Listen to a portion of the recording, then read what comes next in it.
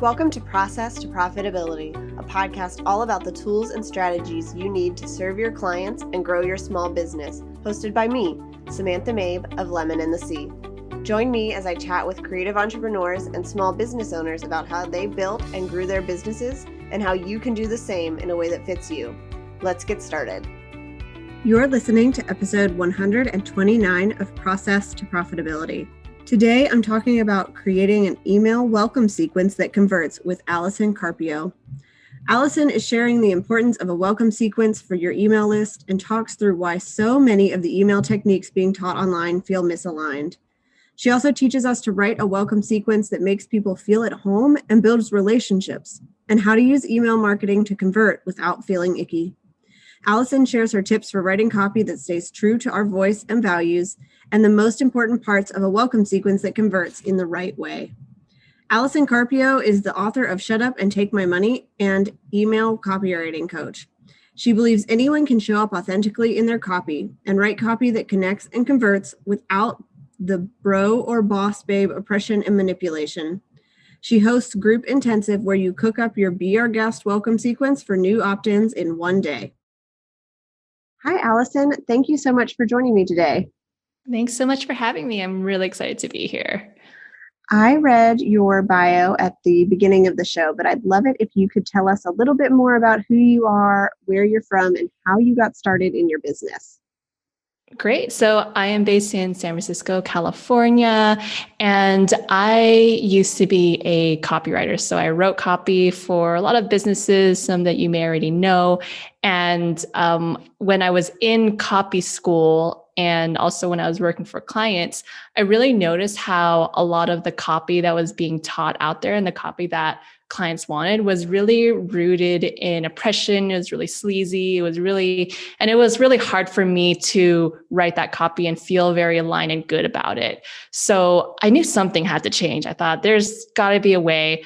This cannot be the only way to write copy. So what my business, The Conversion Kitchen, is about is really helping you show up authentically in your copy. So I teach a lot about what's called liberated copywriting, where you liberate yourself from all the shoulds, and really showing up authentically is about removing that sleaze, removing the fake scarcity or urgency, and breaking free from trying to convince people and persuade people that they should buy from you, because it's really not about that. To me, it's more about building that relationship instead. Yeah, I love that. I think so many of us feel that way, especially when we run our own businesses, that everyone's telling us what to do, but it doesn't feel quite right with our values and what we want to be doing and how we want to serve people. So I love that you're really focusing on that and helping people break free from those shoulds that we've heard. Yeah, exactly. And I think especially because there's so many big names out there, like I call them the bros, like the copy bros and the copy boss babes, and they're teaching a lot of these things. And the message that is really easy to receive is that their way is the only way. And it makes copywriting so much less fun. It makes you not want to do it when you're feeling misaligned. So liberating yourself from the shoulds is really about doing it your way and, helping you show up authentically. All right. So today we're going to talk kind of about all of that, but specifically about welcome sequences, which I think is something people struggle with. They don't know how it's supposed to look. A lot of times they're pulling templates based on what somebody else has told them. So let's start with the basics of why a welcome sequence is important when you have an email list. Yes. There's not many resources. I can verify that. The way I look at it, so social media is like this party. People can come in and come out. You can have conversations with people. Anyone can chime in. It's like this big party. Whereas email is very much like a private, intimate, one-on-one dinner that you're having with people. So when someone joins your email list, it's like they're joining you for dinner for the very first time. And when someone joins you for dinner for the very first time, when you don't have a welcome sequence, it's kind of like you're sitting at the dinner table and you're looking around and servers aren't really coming to check on you. There's not really a menu to order food and you're just kind of sitting in silence. Whereas having a welcome sequence, especially from a place of service and you're making them feel at home, it's very much like I call it the Be Our Guest Welcome sequence because it's like in Beauty and the Beast, where Cogsworth, Lumiere, and Mrs. Potts really makes Belle feel at home when, the dinner is dancing around her and she's finally ready to eat. So it's like you're starting the relationship off on the right foot.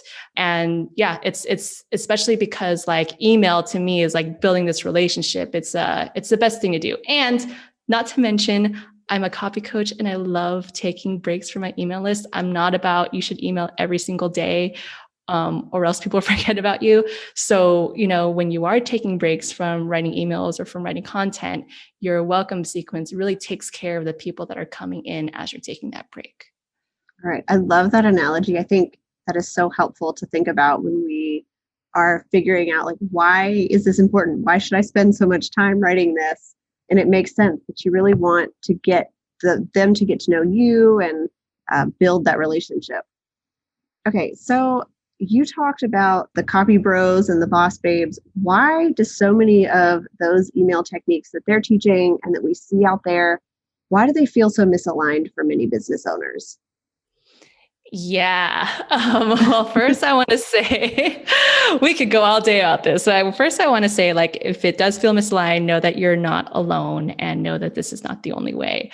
So a lot of these techniques, these tactics, these strategies, whatever you want to call it, they're very much rooted in oppression. So we can think of like white supremacy, colonialism, capitalism, et cetera.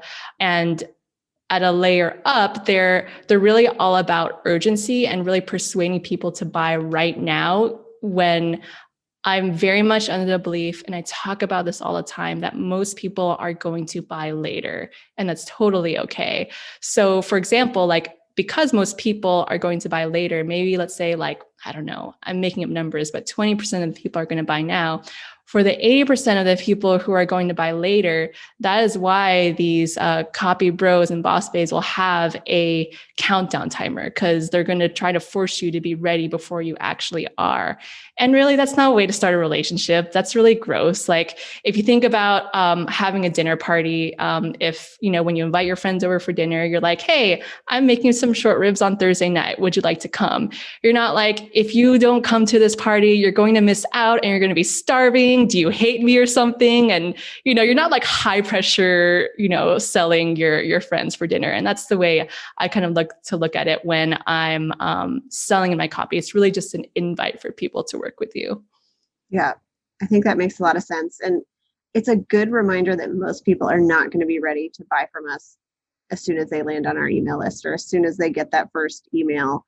Because I feel like that is one of those things that we're being taught is like, you get people on your list so that they're going to buy right away and convert. But really, and it's disappointing then when they don't.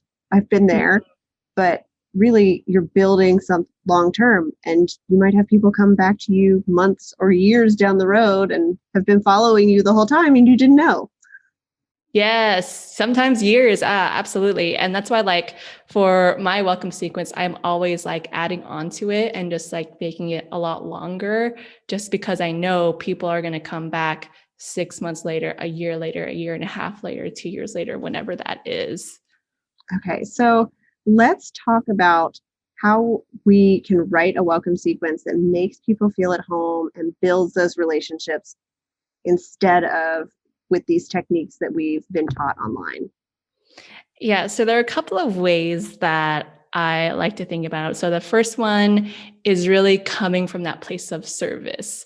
So remember, in Beauty and the Beast, they're really there to make Belle feel at home, be our guest, put our service to the test. It's really it's coming from that place of wanting to help and to serve.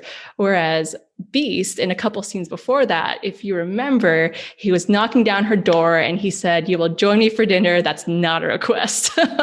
So you kind of see the difference there. So really just coming from that place of service and wanting to share your gifts is really how you help people feel at home. So that's the first thing. The second thing is I love to be very clear about my values in my welcome sequence. So when I talk about values, one of the one of the emails or email recipes that I have in my Be Our Guest Welcome sequence, which I have in my group intensive, is it's called the Values Declaration email. And it's really this bold statement that can either go against anything, any popular information. It could be giving people permission to do something or feel something that they should not, and I say that in quotes, do.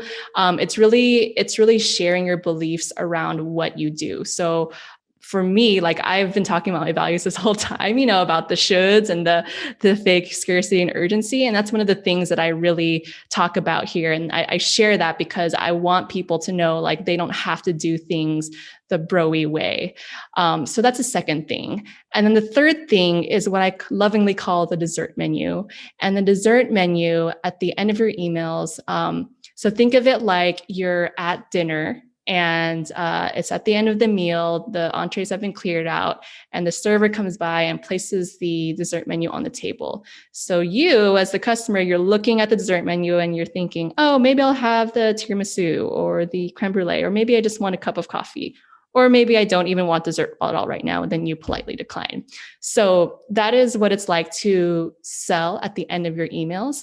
And I call it dessert menu because you can have multiple items on that dessert menu. A lot of copy bros are like, you can only have one call to action. There should only be one.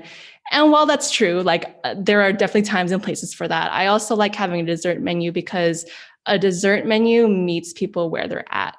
So for example, my dessert menu has a mixture of low commitment free offerings and also paid offerings as well. So for the people who are not ready to work with me just yet, here is a free resource for you you can educate yourself, you can learn, you can, see what I'm about, et cetera, et cetera. And that to me is also like a prime example of really coming from that place of service, because it's like, hey, you don't have to buy right now. Here is a free resource for you. Okay.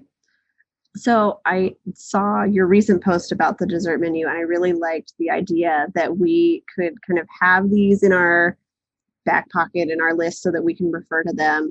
Do you have a number that you recommend, or kind of how different types of things that you might set up as calls to action? Yeah, that's a great question. So what I will say is more does not equal better. I think when people see the dessert menu, they're like, oh, I need to have 4. It's like, no, that's just an example. For the longest time, I only had 2. I like to at least have one free one and one paid one. So the free one, when I only had one lead magnet opt-in, was the opt-in that they had opted into. It was my book. And I put the link in there because 1, they may not have read it. 2, maybe they needed to read it again. And 3, of course, like any free resource you have on there has a call to action in it. So all paths lead to an invite so that they can work with you when they are ready. So whatever you have in your pantry, you can cook with, it's fine. Just know that you don't need to have like a full extended dessert menu. Some dessert menus are 2 items like at restaurants, and they're delicious, or sometimes it's just 1. I think that's really helpful, and a good reminder that even if it's the thing they opted into, it can still be what you're putting as a call to action, because they might not have read it, they might have forgotten or lost it or need to go back to it. You don't have to feel like you're always creating something new. Yeah, exactly. And also that freebie opt-in has a call to action in it as well. So, maybe they just need to read it again. They're like, oh yeah, maybe I'm ready now. And then they could apply to work with you. They could buy, one of your offerings, whichever it is. Part of what it takes to run a successful online business is having the right tools for the job. I'm sharing a list of all of the tools I use in my business in my toolbox. And you can find that at lemonandthesea.com/my-toolbox to download it now. These include tools that I use for podcasting, designing, running my business, and other things, so you can get a real inside look at everything that I use every day in order to serve my clients well and grow my business. Again, you can find that at lemonandthesea.com/my-toolbox. So, we have talked about not pushing people to buy right now if they're not ready. But ultimately, we want an email list that converts. So how do we do both of those things? How do we build that relationship, but also write emails that convert for people? Yeah. Yeah, that's a great question because I think when people hear me talk about that, they think, oh, then you shouldn't sell at all. And that's absolutely not the case. So we talked about the dessert menu. The dessert menu definitely has some, selling in it, of course, because it's like inviting people to work with you. One of my dessert menu items is to apply to my group intensive. And it says like, hey, here's what my group intensive is. I would love to have you there. Click here to apply. So that's one thing. The other one is in my welcome sequence, I have invitations throughout. So you can think of invitations as pretty much like a sales email, but it's more like an invite. It's like, hey, I'm getting a small group together where we're mapping out our welcome sequence in one day. Would you like to join? Kind of thing. So you can see that's like that invite for people to work with you, and it's a conversion tool. It's a way for people to really work with you, and I'm doing that all throughout my welcome sequence. Some are more direct invites, some are more like there's a story at the front, or there's a teaching moment, and then it transitions into the invite. But whatever it is, there are invites all throughout the welcome sequence. Okay.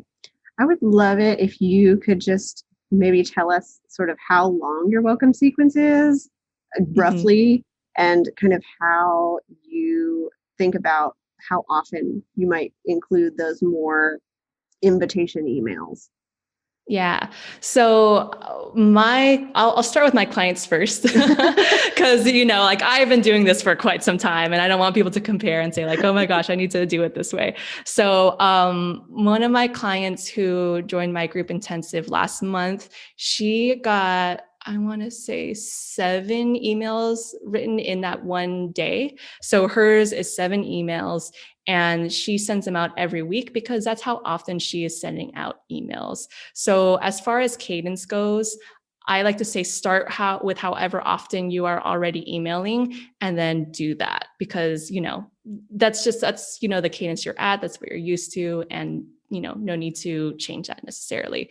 As far as how many emails in there, start with what you can have. So people are like, oh, does 2 emails count as a welcome sequence? And it's like, yeah, it can. Do you want to add more? Yes. Also, like you just want to start with wherever you're at.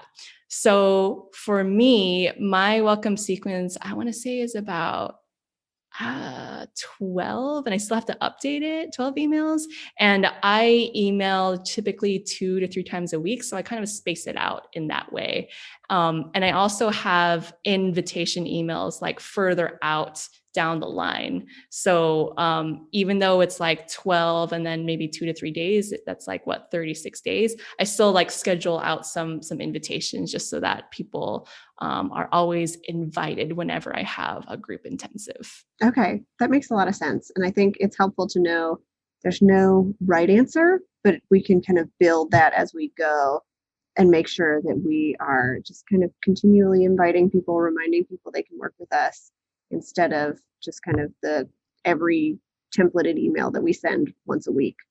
Yeah. And you know how it is, like getting started is more important than not starting at all. So that's why I'm always like, oh, I don't want to tell you how many I have. So because I don't want people to get discouraged. But yeah, start with wherever you're at and then know you can keep adding on because that's what I'm doing too. I am still always adding on to my welcome sequence. Okay, so let's talk about actually writing those emails. I think that's really intimidating for people, whether they're writing 2 or they're writing 12. So what tips do you have for just writing copy that stays true to our voice and our values when we're doing something like this?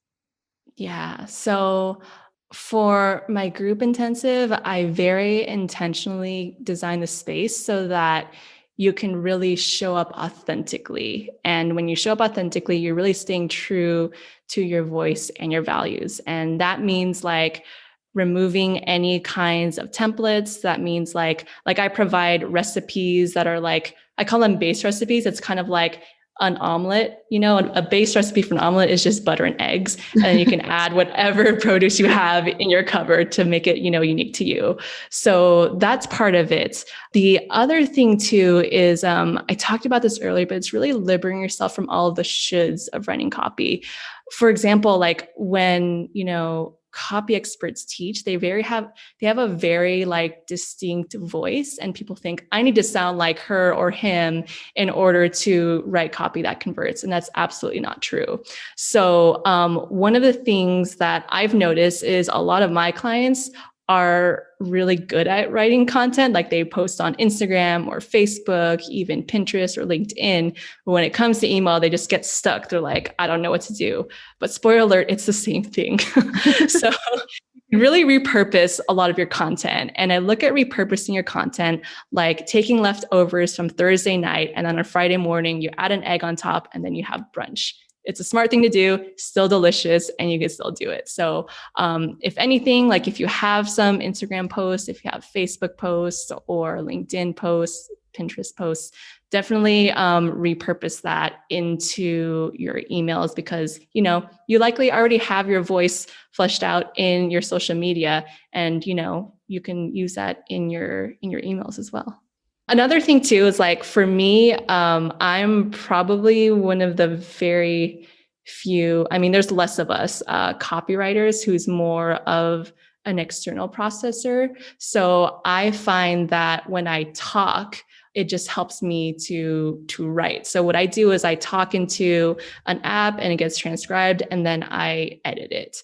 And that really just helps me because I'm literally using my voice. So if you are an external processor and you quote unquote hate writing, that's something that's available to you too.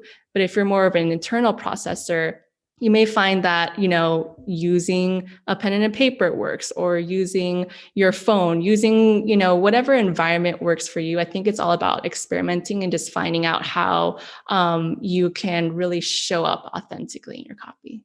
That makes a lot of sense. I think it probably helps to, like when you're pulling stuff from social media, a lot of times we don't feel the pressure that we do when we're setting up an email. So it's, yes. I think stepping away from that pressure, whether you're doing it by talking it out and then transcribing it, or you're pulling stuff that you've written elsewhere, just kind of spur of the moment. I think that sounds like it would be a really helpful thing for people. Exactly. So do you have tips for somebody who might be listening and they don't have a welcome sequence, but they have people on their email list? How would you put those people into a welcome sequence? Do you recommend starting just with the new subscribers? How do you think about that? You absolutely can. Yes. So if you already have people that you're emailing, and if you're creating a new welcome sequence, you could absolutely put them in there. Some parts of the welcome sequence may not be applicable, and you could always leave that out. So for example, one of the emails that I have in my welcome sequence is, hey, I saw that you downloaded my training where I broke down my copy. Do you have a welcome sequence in place? And that kind of like starts the conversation with them.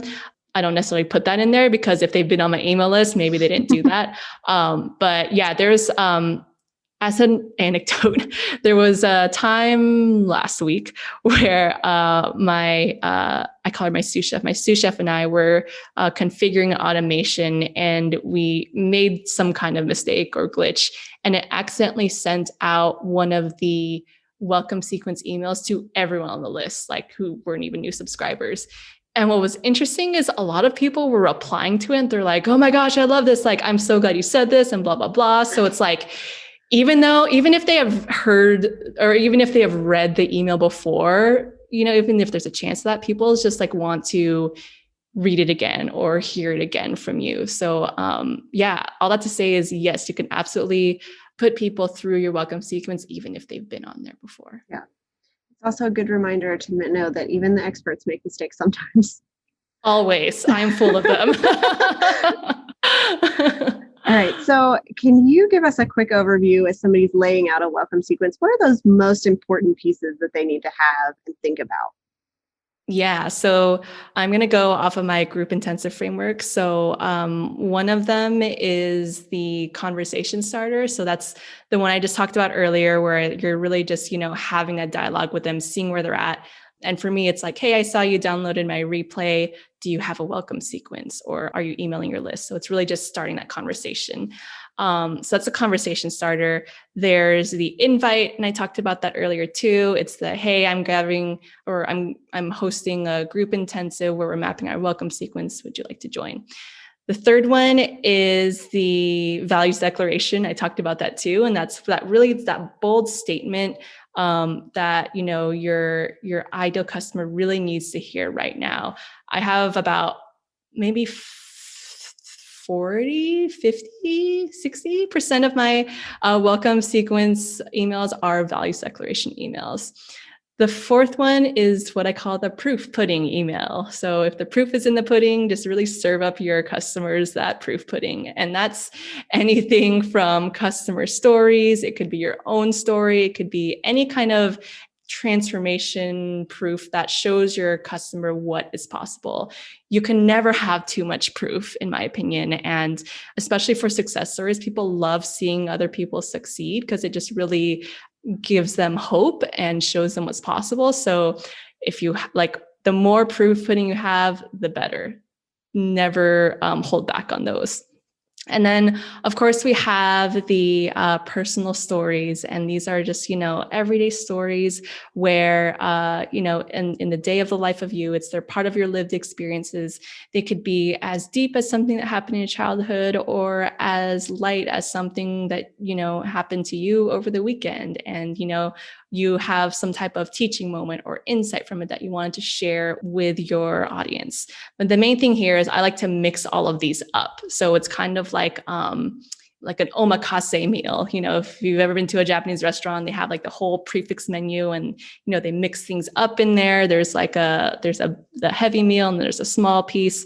But either way, it's like with my welcome sequence, those are the main parts of it, and I like to mix up the different types of emails. All right.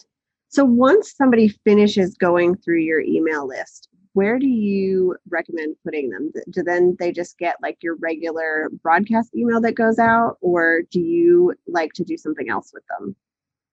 Right now, yes. I'm always doing some kind of training or podcast like this. So there's always something there. And usually I have people also following me on Instagram as well. So, they are usually hearing from me either in their inbox or on IG, sometimes even Facebook.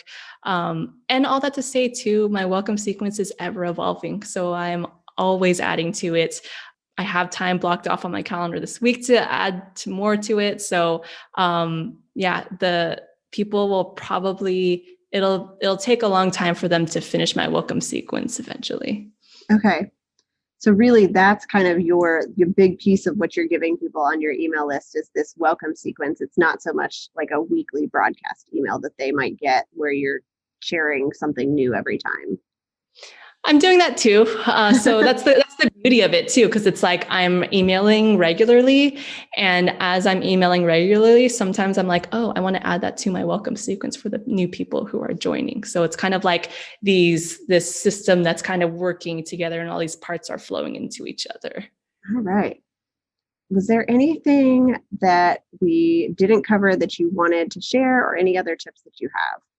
I just want to say these are awesome questions. When you sent this over, I was like, wow, she really did her research. This is really awesome. I would say for a welcome sequence, I want to iterate that it's important that you get started and also know what works for you, because it doesn't have to be this big daunting task. And at the same time, I know for me, I tend to maybe block off like 2 hours here and there, and then I keep moving it, or it's hard for me to get back into the flow. So really the reason why I created my group intensive was to give people that 1 day experience of just blocking it off and getting it done. Because when you have a whole day to commit to it, it's so much easier to getting it done. There's that accountability. You're not switching back and forth between meetings, and you're really dedicating that full day to get it done. So it was really built for people who maybe have a million things on their plate, who get distracted easily. Hello, I'm one of them. And I mean, just knowing what works for you, especially to get it done, is just so important with this. All right. I think that's great advice. And, it's about really getting started and then building as we go, which is what you said you are still doing, is you're building it as you're going. Yeah. Yep. It's ever evolving. Okay. So as we wrap up today, I like to ask everybody, if you could recommend one thing to a friend, what would that be? I alluded to this earlier, and I would say is know how your energy works and work with the flow of it. So for me, my energy is very spontaneous. It, kind of comes and goes. So I used to think like, oh, I really should write every single morning because that's when my energy is the highest. And typically that's true. There will be some off days, but scheduling that for me did not work. And then I tried like planning my content out for a full month, and that didn't work either. I wish that would work. I wish these would all work because they sound really convenient, but for me, that does not work. So now I just, when I have the urge or this burst of energy, I ride that wave, and that, knowing that and working along with that instead of trying to fit myself into a different box really helps me show up authentically in my copy. And it helped me create my work that I'm really proud of. So just know that like whatever works for you, and that there is no shoulds and there's no one right way of doing it. And, when you're writing copy that's aligned, you want to show up with that full energy, and working with the flow of your energy is one of the ways to do that. That's great advice. All right. So where can people find you online if they want to connect and learn more about what you do and what you have to teach them? Yeah. So my IG is Allison Carpio. That's ALLISONCARPIO, and I'm sure there'll be some show notes in here. And there you could see my IG dessert menu, which has my replay, my welcome sequence replay, where I break down my own welcome sequence. So you can kind of see like what mine looks like and the different key ingredients in there and the different types of emails in there. So that's one of the ways. And then if you go to theconversionkitchen.com, I also have my free book on there. It's called Shut Up and Take My Money. I wrote it a couple of years ago. And it's really about showing up authentically in your copy. It's the anti-bro and boss babe guide to marketing. And yeah, I would love it if you join my email list when you download it. All right. Well, thank you so much for coming on the show. I think this is a really exciting episode for people to really let go of all those shoulds and figure out what's going to work for them when it comes to email and welcome sequence and everything in business. Just figuring out the way they want to do it and being authentic for themselves. Yeah, I hope that is what people are taking away from this. And thank you so much for having me. Thanks for listening to Process to Profitability. Please take a minute to leave an honest review in iTunes so that I can help more small business owners and creative entrepreneurs find the show.